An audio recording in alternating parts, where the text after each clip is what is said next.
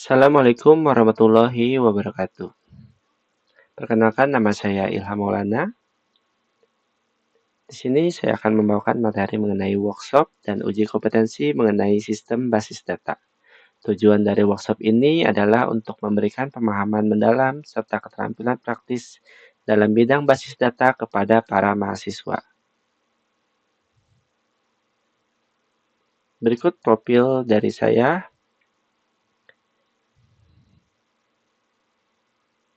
Dan profil dari pembicara kedua yaitu Ibu Nurul Harifatul Saidiah. Teman-teman untuk mengakses slide ini bisa scan QR code di bawah ini atau bisa mengakses materi di kuliahcoding.com dengan login menggunakan username nim@bsi.ac.id untuk password NIM masing-masing.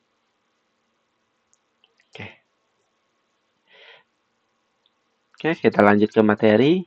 Basis data terdiri dari dua kata yaitu basis dan data. Basis data atau database bisa diibaratkan sebagai lemari arsip. Nah, contohnya seperti gambar di bawah ya, gambar lemari arsip.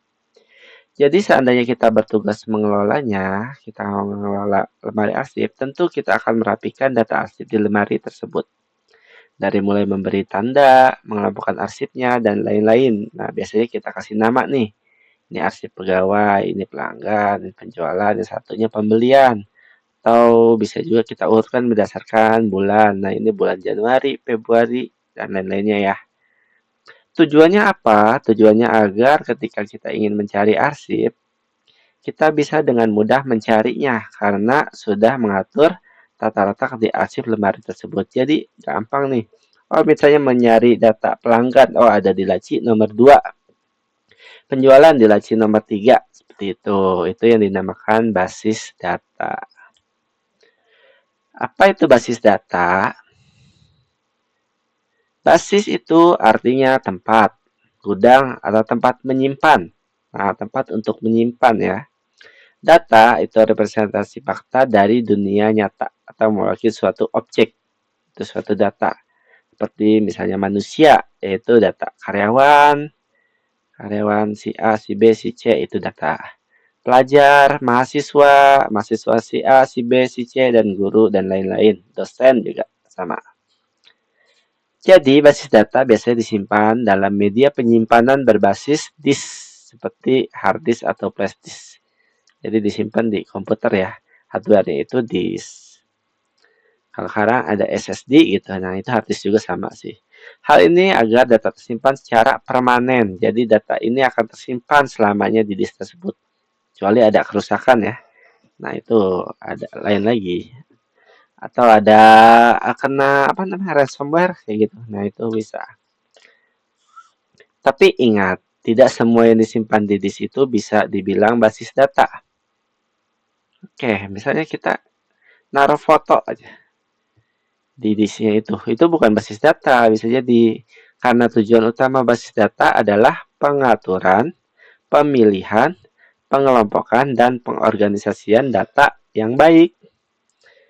Jadi kita atur, kita pilih, dikelompokin, dan diorganisasiin. Ini untuk datanya di dalam komputer. Agar mudah untuk dicari. Nah, dari definisi di atas tadi, kita bisa mengetahui tujuan dari basis data itu apa. Yang pertama, speed. Kecepatan dalam mencari data. Nah, karena sudah kita atur, jadi akan lebih mudah kita, lebih cepat untuk bisa mencari data karyawan namanya Naima. Nah, cari aja di yang huruf N. Nah, itu nanti dari situ. Untuk space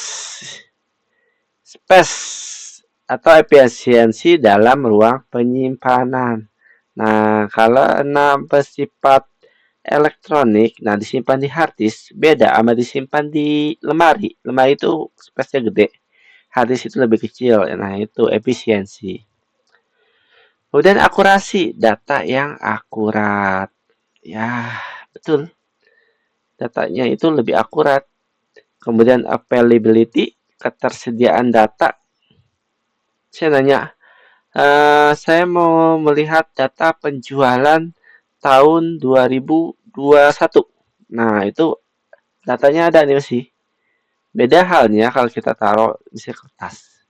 Kertasnya itu mungkin udah hilang atau dirayapin kayak gitu. Completeness, kelengkapan data. Nah, datanya itu karena kita sudah menggunakan basis data, jadi kita bisa mengelompokkan misalnya data apa ya, data pinjaman harus misalnya ada 5 berkas. Nah, 5 berkas. Nah, ini cuma baru 4 berkas belum lengkap, nah, kelihatan kayak gitu. Security, keamanan data, jadi tidak semua orang bisa mengakses datanya, hanya yang diizinkan aja yang bisa. Shareability, kemudahan berbagi data. Jadi, nggak cuma satu orang aja nih yang bisa mengakses data, tapi bisa beberapa orang yang diizinkan saja. Gitu.